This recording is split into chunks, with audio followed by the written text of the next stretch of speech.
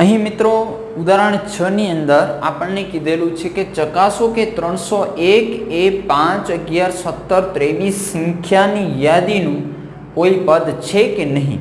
આપણને આ શ્રેણી જે છે, અહીંયા જો સમાંતર શ્રેણી નથી કીધેલું, કોઈ યાદી કીધેલું છે. સમાંતર શ્રેણી નથી કે છે એને ચકાસવા માટે આપણે શું કરશું તો કે આપણે ડી શોધવો પડે.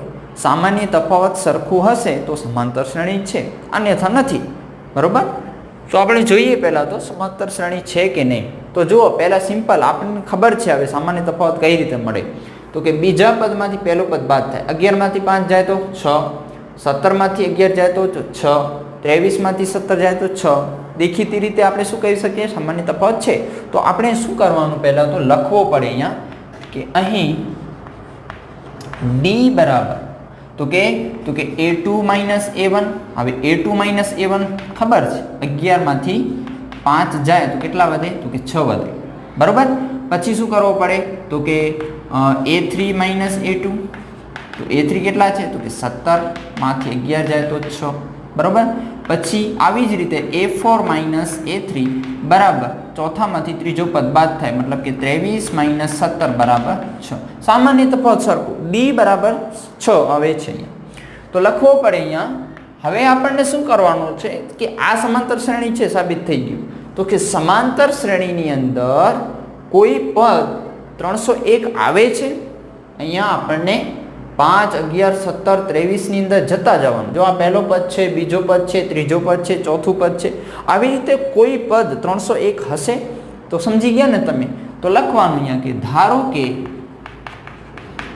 n-મું પદ 301 છે. આપણે હજી ધાર્યો છે, ખબર નથી આપણને 301 છે કે નહીં. આપણે ધારી લીધું. ગણિતની અંદર જે કામ નથી થતું એને પહેલાં ધારી લેવામાં આવે, પછી ધારણા સાચી પડે કે ખોટી એ પછી દાખલા પરથી નક્કી થાય. તો અહીંયા આપણે ધારી લીધું કે n-મું પદ 301 છે. તો n-મું પદ કીધેલું છે તો આમ લખી શકું. જોઈ લો, n-મું પદ કેટલો ધાર્યો આપણે 301. આપણે ધારી લીધું કે n બરાબર 301 છે. હવે આપણે n મેળવીએ. જુઓ મિત્રો, જો n મને હું પહેલેથી જ કહી દઉં છું, n જો ધન પૂર્ણાંક હશે તો આપેલ સમાંતર શ્રેણીની અંદર આવશે. જો અપૂર્ણાંકમાં કે પોઈન્ટમાં કે દશાંશ સ્વરૂપે આવશે તો સમાંતર શ્રેણીમાં નહીં આવે. આપણે જોઈ લઈએ. હવે તો કે n-મું પદ 301 ધારી લીધા. હવે હું લખું છું an બરાબર a પ્લસ n માઇનસ 1 ગુણ્યા b. an ની જગ્યાએ કેટલા લખવાના તો કે 301. a એટલે પ્રથમ પદ, સમાંતર શ્રેણીનું પ્રથમ પદ શું છે આપણી પાસે 5. n જાણતા નથી, શોધવાના છે, એમને એમ લખી નાખવા -1. d જાણીએ છીએ કેટલો છે તો કે 6. બરોબર. તો ગુણાકારમાં 6 લખવાનું. હવે તો કે 5 એમને મૂકી દે નાખવાનું. 6 ગુણ્યા n કરો. આ પણ પ્લસ છે ને આ પણ પ્લસ, વાંધો નથી કોઈ પણ. 6 ગુણ્યા n એટલે 6n થાય. માઇનસના માઇનસ, 6 એકા 6. આ માઇનસની નિશાનીમાં ભૂલ ન કરતા, ઘણા વિદ્યાર્થીઓ ભૂલ કરે છે. બરોબર. અહીંયા પ્લસ મૂકી નાખીએ તો આખો દાખલો ખોટો પડે. અહીંયા માઇનસ છે તો માઇનસ મૂકવાના ને 6 એકા 6. હવે તો કે 5 પ્લસ છે અને 6 માઇનસ છે. તો 6માંથી 5 જાય તો કેટલા વધે તો કે -1 વધે. કેટલા વધે? -1. 6માંથી 5 જાય તો એક પદ નિશાની મોટા આંકડાની આવશે એટલે માઇનસ આગળ લખવાના. પ્લસ 6n ના પ્લસ 6n. અહીંયા કેટલા છે તો કે 301. હવે આ માઇનસ છે, બરાબરની આ બાજુ આવે તો કેવા થઈ જાય? પ્લસ થઈ જાય. બરાબર. અહીંયા શું વધશે? ખાલી 6n. -1 આ બાજુ આવી ગયા. 301 ને 1 તો કે 302 બરાબર 6n. હવે હું n ને કરતા કરું તો 302 આ ગુણાકારમાં છે, બરાબરની આ બાજુ આવશે તો ભાગાકારમાં.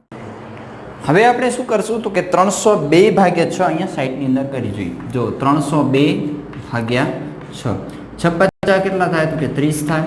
હવે 30માંથી 30 જાય તો 0. બરાબર ને? એકદમ 0 આવી ગયો શેષ. તો આપણે શું કરીએ છીએ, ઉપરથી 2 ઉતારશું. બરાબર. હવે તમને નિયમ ખબર છે ભાગાકાર, એ પ્રમાણે જો અહીંયા હું 0 મૂકું તો અહીંયા પણ મૂકવો પડે. આ નિયમ છે, કારણ કે આપણે અહીંયા બેને શેષ આવી ગયા ને ઉપરથી 2 ઉતારવા પડે છે. હવે આપણને શું કરવાનું તો કે ભાગ ચલાવવાનો, પણ એમને એમ ભાગ નહીં ચાલે, અહીંયા પોઈન્ટ લગાડવો પડે. હવે તો કે 76 18 થાય છે. કેટલા થાય? 76 18. તો 20માંથી 18 જાય તો 2 વધે. હજી પોઈન્ટ લગાડેલા છે, અહીં 0 મૂકી શકો. 76 18 આવી રીતે 50.33 આવી રીતે આવતા રહેશે. પણ આપણે પહેલાથી કહી દીધેલું હતું કે n શામાં મળશે? ધન પૂર્ણાંકની અંદર. જો ખાલી 50 મળે, 51 મળે, 52 મળે તો આપણો દાખલો સાચો પડે. પણ અહીંયા અપૂર્ણાંક મળે છે, મતલબ કે આ 301 ક્યાંક વચ્ચે આવતા હશે, બરોબર? આ શ્રેણીની અંદર ક્યાં પણ આવતા નથી. તો અપૂર્ણાંક હોવાથી આ n અપૂર્ણાંક હોવાથી, અપૂર્ણાંક મતલબ કે આ પોઈન્ટ વાળો હોવાથી જવાબ આપણને મળે છે, એટલે આ શ્રેણીની અંદર આવશે નહીં. એટલે આપણે લખવો પડે અહીં n હંમેશા ધન પૂર્ણાંક હોવાથી, હંમેશા ધન પૂર્ણાંક હોવાથી 301 એ આપેલ શ્રેણીનું પદ નથી. આમ લખી નાખો. આપણને પૂછેલું હતું કે ભાઈ પદ છે કે નહીં, તો આપણે શું કર્યું? પહેલાં તો સમાંતર શ્રેણી છે એ દર્શાવ્યો, પછી આપણે n વાળો સૂત્ર લગાડી એમાં n ચકાસ્યો. જો n ધન પૂર્ણાંક મળત તો આપણે કહી શકીએ કે 301 કોઈ પણ એક પદ હશે.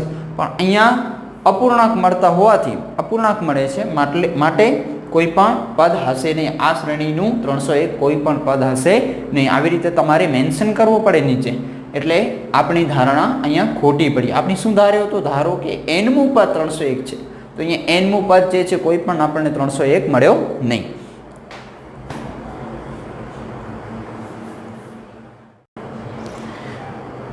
હવે મિત્રો આપણે વાત કરીએ ઉદાહરણ નંબર 7ની.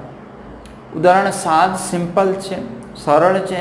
આ દાખલો 3 માર્ક્સની અંદર પૂછે છે ઘણી વખત આ દાખલો, અને આના જેવો 102 ની અંદર દાખલો છે, 3 માર્ક્સની અંદર પૂછતા હોય છે. જો 2 અંકની, અહીંયા નથી સમાંતર શ્રેણી આપેલી, નથી પદ આપેલું, કયું પદ, ફલાણું પદ, ઢીકાણું પદ. અહીંયા આપણને ખાલી એમ કીધેલું છે, માહિતી આપેલી છે 2 અંકની કેટલી સંખ્યાઓ 3 વડે વિભાજ્ય હશે. 3ના પાડામાં આવતી હોય 2 અંકની સંખ્યાઓ, ખાલી એટલી કીધી. આપણે પહેલાં સમાંતર શ્રેણી શોધીએ અને પછી કેટલી સંખ્યાઓ કીધેલી છે ને, એટલે આપણે n શોધવાનું છે. કેટલી સંખ્યાઓ 3 વડે વિભાજ્ય હશે, અથવા તો આપણે એમ પણ કહી શકીએ કેટલા પદો 3 વડે વિભાજ્ય હશે. તો આપણને n શોધવાનું છે. સૌપ્રથમ નક્કી કરીએ સમાંતર શ્રેણી. તો જુઓ 2 અંકની જે છે સંખ્યાઓ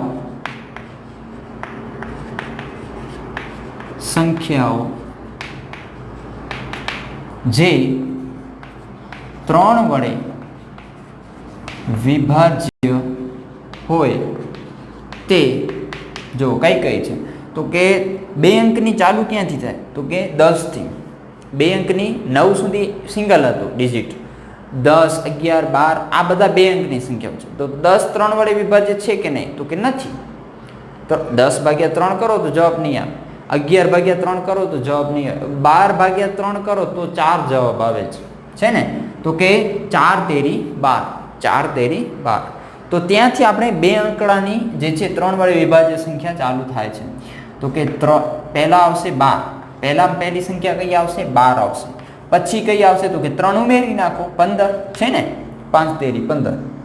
પછી 3 ઉમેરો 18 છે ને? 6 તેરી 18. પછી 3 ઉમેરો, આવી રીતે સંખ્યા બનશે 2 અંકની. એટલે લાસ્ટ કઈ હશે? તો કે 99. છેલ્લામાં છેલ્લી 2 અંકડાની સંખ્યા 99 છે. પછી 100 તો 3 આંકડાની થઈ જાય ને? તો કે છેલ્લામાં છેલ્લી 2 આંકડાની સંખ્યા 99 છે.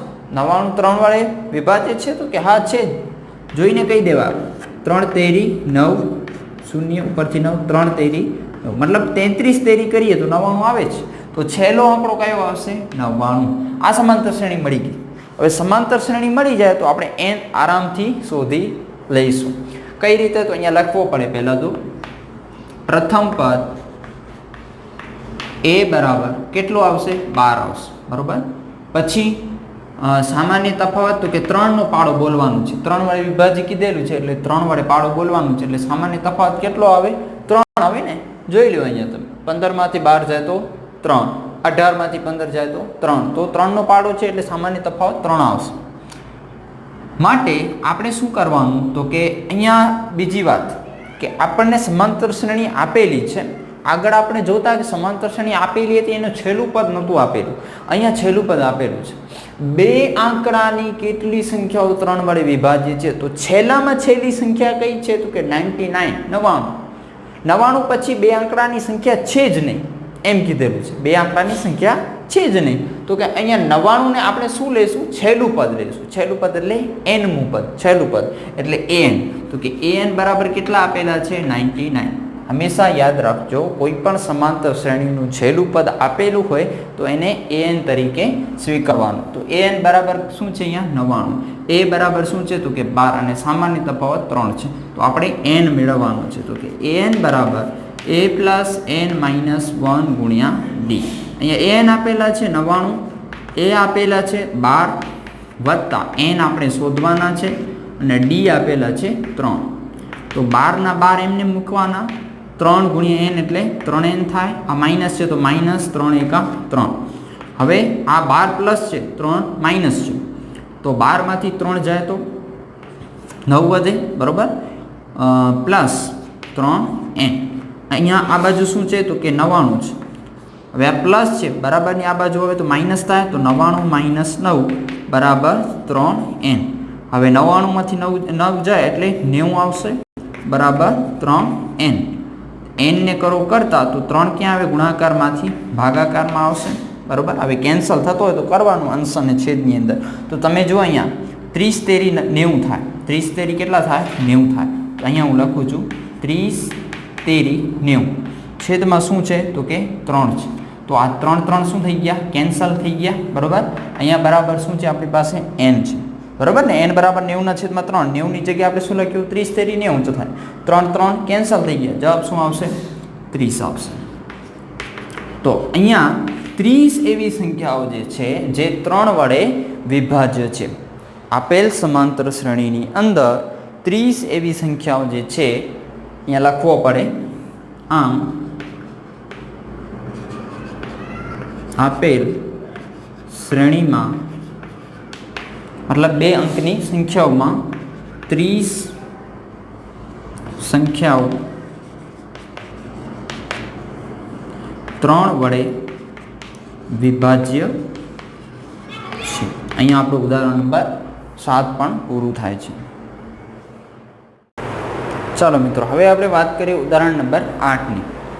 ઉદાહરણ 8ની અંદર રકમ જુઓ. સમાંતર શ્રેણી કઈ દીધેલું છે? સમાંતર શ્રેણી છે. તો 2 પદ વચ્ચેનું અંતર કેવું હશે? સરખું હશે. જોઈ લઈએ. 10 7 બીજા પદમાંથી પહેલો પદ બાદ કરો. 7 માંથી 10 જાય તો કે -3. 4 માંથી 7 જાય તો કે -3. અહીંયા શ્રેણી જે છે ઋણ તરફ જઈ રહી છે અને છેલ્લો પદ સમાંતર શ્રેણીનું આપી દીધેલું છે -65. માં છેલ્લેથી 11મું પદ શોધવાનું છે. જો અહીંયા એક ટ્વિસ્ટ છે આ દાખલાની અંદર, ને આ મોસ્ટ આઈએમપી દાખલો છે. ઘણા વિદ્યાર્થીઓને આની અંદર તકલીફ પડતી હોય છે. મિત્રો અહીંયા તમે ધ્યાનથી જુઓ, સમાંતર શ્રેણી આપેલી છે એમાં છેલ્લેથી 11મું પદ કીધેલું છે. મતલબ કે અહીંયાથી આ પહેલો પદ ગણજો, પછી એના પછી જે આગળ આવે છે એને બીજો ગણજો. આવી રીતે 11મું પદ કયો હશે એ તમારે અહીંયા નક્કી કરવાનું છે. તો જ્યારે પણ શબ્દ વાપરવામાં આવે છેલ્લેથી, ત્યારે પહેલાં શું કરી નાખવાનું? જે સમાંતર શ્રેણી આપેલી હોય એને ઉલટી કરી નાખવાની, એને ફેરવી નાખવાનું. તો આપણે ફેરવી નાખીએ. જો બીજું કાંઈ નથી કરતો, ખાલી આપેલ સમાંતર શ્રેણીને ઉલટી કરી નાખું છું. એટલે લખવો પડે કે અહીં છેલ્લેથી 11મું પદ મેળવવા માટે આપેલ સમાંતર શ્રેણીને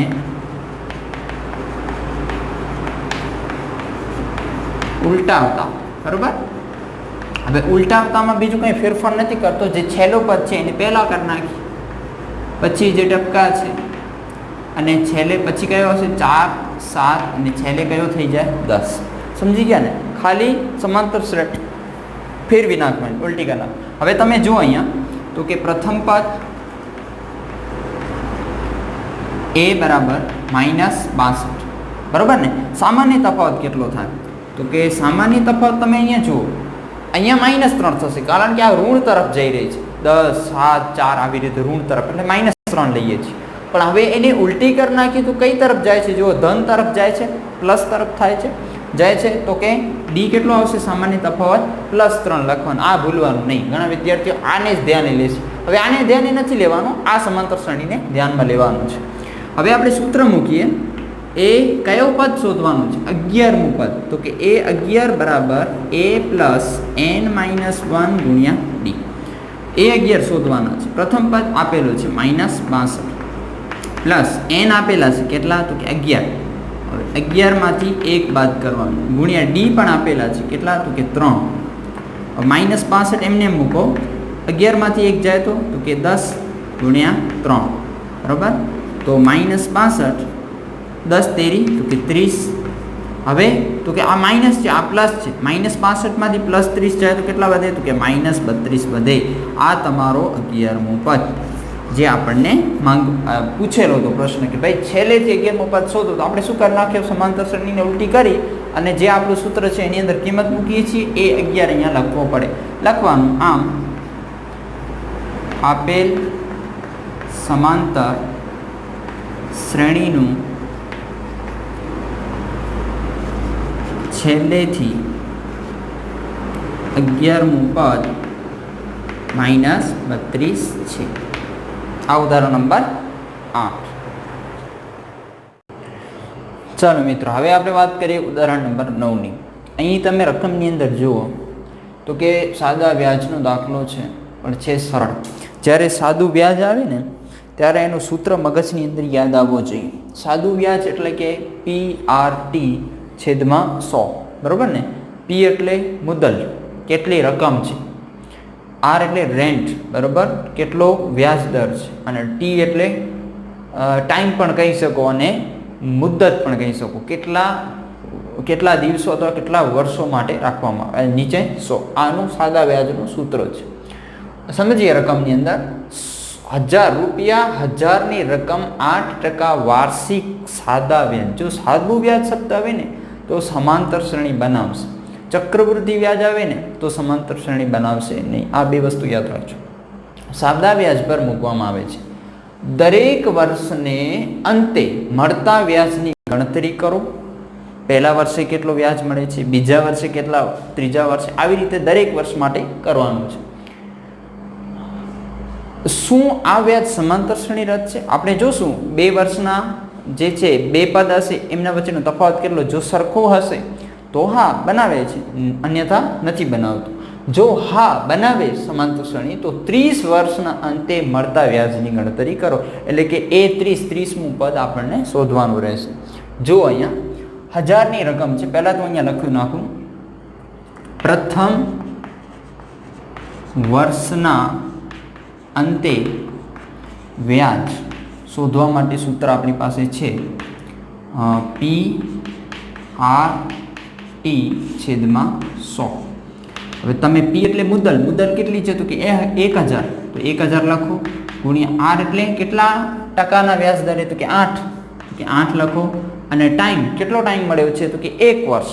કેટલો? તો કે 1 વર્ષ. અહીંયા આપણે 1 વર્ષના પ્રથમ વર્ષની વાત કરીએ છીએ એટલે 1 લખવાનું. નીચે કેટલા લખવાના? 100. તો જોયો આ અંશ અને છેદની અંદર બંને મીંડા કેન્સલ થાય. નીચે 1 વધે છે, જેને લખીએ કે ન લખીએ કોઈ વાંધો નથી. અહીંયા 10 વધ્યા, અહીંયા 8 વધ્યા અને અહીંયા 1. તો 10 8 80. 80 ગુણ્યા 1 એટલે તો કે 80. તો 80 રૂપિયા વ્યાજ મળશે પ્રથમ વર્ષે. હવે બીજા વર્ષ માટે વાત કરીએ તો કે બીજા વર્ષના અંતે વ્યાજ બરાબર, હવે આ જ સૂત્ર મૂકવાનું છે, PRT છેદમાં 100. હવે P કેટલા? તો કે 1000 જે છે મુદ્દત, રેન્ટ 8% અને વર્ષ તો કે બીજા વર્ષ એટલે કે 2 વર્ષની વાત છે. તો નીચે કેટલા લખવાના? 100. હવે તમે જુઓ અહીંયા 2 મીંડા કેન્સલ, 10 8 અથવા તો 8 દુ 16, 16 ગુણ્યા 10 કરશો તો કેટલા આવશે? 160. તો બીજા વર્ષનું વ્યાજ કેટલો મળે? તો કે બીજા વર્ષના અંતે 160 રૂપિયા મળશે. આવી રીતે ત્રીજા વર્ષ માટે, ત્રીજા વર્ષના અંતે વ્યાજ બરાબર PRT છેદમાં 100. વચમાં ગુણાકારની જ નિશાની હોય, અહીંયા મેં કરેલી નથી. તો P કેટલા છે? તો કે 1000. R કેટલા છે? તો કે 8. અને T કેટલા છે? હવે 3 વર્ષની વાત છે, ત્રીજા વર્ષ એટલે 3 લખવાનું છેદમાં 100. તો જોઈ લો 2 મીંડા કેન્સલ, 8 એરી 24, 24 ગુણ્યા 10 એટલે તો કે 240 રૂપિયા. આવી રીતે જોઈ લો તમે આ ત્રીજો પદ, આ બીજો પદ ને આ પહેલો પદ. ત્રીજા પદમાંથી બીજો બાદ કરો તો 80 જવાબ આવશે, બરાબર ને. 160 માંથી 80 જાય તો 80 જવાબ આવશે, છે ને. તો આવી રીતે ટૂંકમાં તફાવત કેવો છે તો કે સરખો છે, બરાબર. 80 રૂપિયાનો તફાવત છે, 80 નો વધારો કરવામાં આવે છે. તો અહીંયા હું લખીશ કે આમ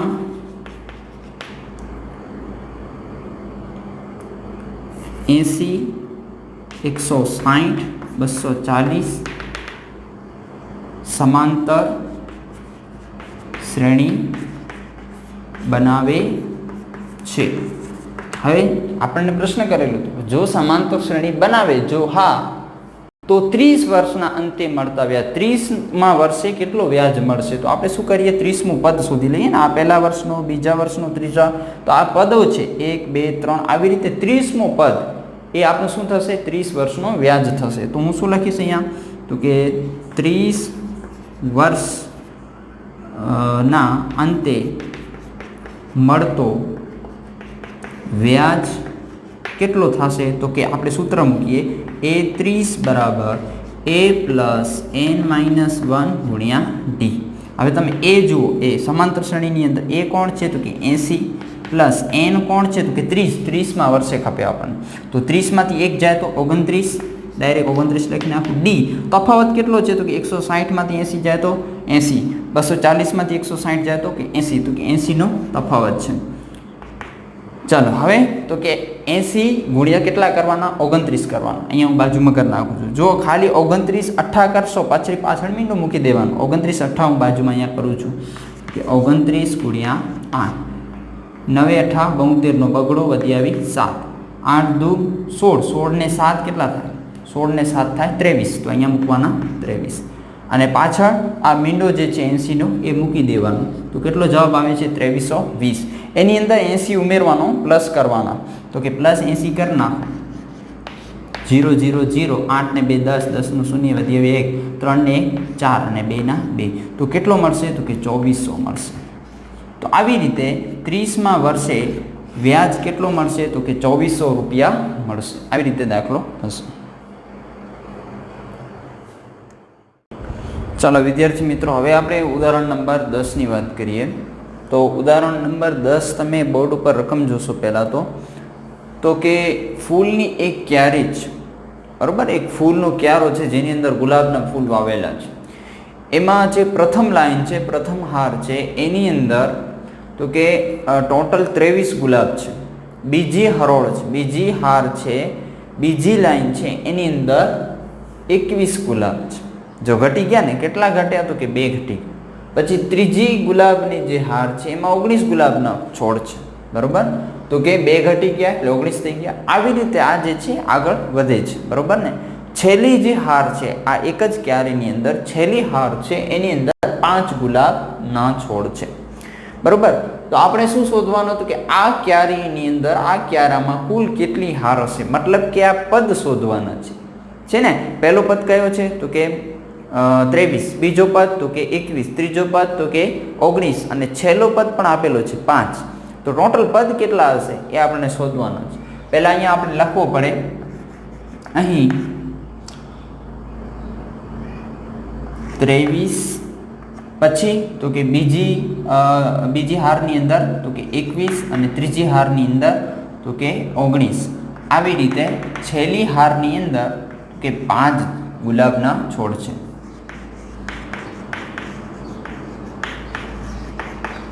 અહીંયા તમે જોઈ શકો છો અંતર બે પદ વચ્ચેનો સરખો જ છે. અહીંયા પણ 2 નો ઘટાડો થાય છે, અહીંયા પણ 2 નો ઘટાડો થાય. તો આ સમાંતર શ્રેણી છે, બરોબર. તો અહીંયા લખવો પડે, અહીં પ્રથમ પદ a બરાબર 23, સામાન્ય તફાવત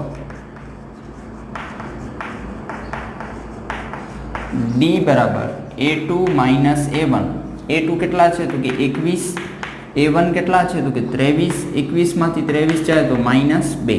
અહીંયા સામાન્ય તફાવત d કેટલો મળે છે -2. હવે આપણી પાસે સૂત્ર છે n નું પદ શોધવા માટે, an બરાબર a પ્લસ n-1 ગુણ્યા d. an આપેલા છે, આપણે કીધું હતું ને કે આને a1 કહેવાય, અને A2 કહેવાય, આને A3 અને છેલ્લો પદ આપેલો હોય શ્રેણીનો એને AN કહેવાય. nમું પદ આપણે જાણતા નથી ભલે કેટલામું છે પણ છેલ્લો પદ છે. તો AN ની જગ્યાએ હું શું મૂકીશ તો કે 5. સમજ આ બરાબર વ્યવસ્થિત સમજજો. જો સમાંતર શ્રેણીનું છેલ્લું પદ આપેલું હોય એને nમું પદ કહી દેવાનું AN. તો કે 5 છે. A કેટલો આપેલો છે તો કે A આપેલો છે 23 પ્લસ n આપણે જાણતા નથી અને d ની જગ્યાએ છે -2. ચાલો 23 એમને મૂકીશ વત્તા, હવે જોઈ લો અહીંયા સમજજો, આ -2 છે અને આ પ્લસ n છે બરોબર ને, આગળ કાંઈ ન હોય તો પ્લસ હોય તો પ્લસ n અને માઇનસ છે તો માઇનસ પ્લસ શું થઈ જાય તો કે માઇનસ થાય. n ગુણ્યા 2 એટલે તો કે 2n. હવે અહીંયા માઇનસ છે ને અહીંયા પણ માઇનસ છે તો માઇનસ માઇનસ પ્લસ 2 એકા તો કે 2. હવે 23 પ્લસ છે 2 પણ પ્લસ છે તો 23 ને 2 થાય 25 માઇનસ 2n, અહીંયા તો છે જ 5n. હવે માઇનસ 2n છે બરાબરની આ બાજુ આવે તો કેવા થઈ જાય તો કે પ્લસ થઈ જાય. અહીંયા 25 તો હતા જ, આ 5 પ્લસ છે બરાબરની આ બાજુ આવે તો કે -5 થાય. 25 માંથી 5 જાય તો કે 20. અહીંયા કેટલા છે તો કે 2n. હવે n ને કરતા કરીએ તો અહીંયા 20 તો છે જ પણ આ બે કેવા છે ગુણાકારમાં છે n સાથે, આ બાજુ આવશે તો ભાગાકારમાં થઈ જાય તો કે 10 દુ 20 થાય. કેટલા તો કે 10 દુ 20. તો બે કેન્સલ થઈ ગયા, અંશ અને છેદ સરખું તો કેન્સલ થાય. વધ્યા કેટલા તો કે 10. તો n બરાબર 10 મળશે. આમ ક્યારીમાં કુલ 10 ગુલાબના છોડની હાર છે બરોબર. આવી રીતે તમે શોધી શકો છો. શું શોધવાનું છે એ અગત્યનું છે, એ તમને ખબર પડી જાય ને તો દાખલો એકદમ ઇઝી બની જાય છે. અહીંયા આપણું ઉદાહરણ નંબર 10 પણ પૂરું થાય છે.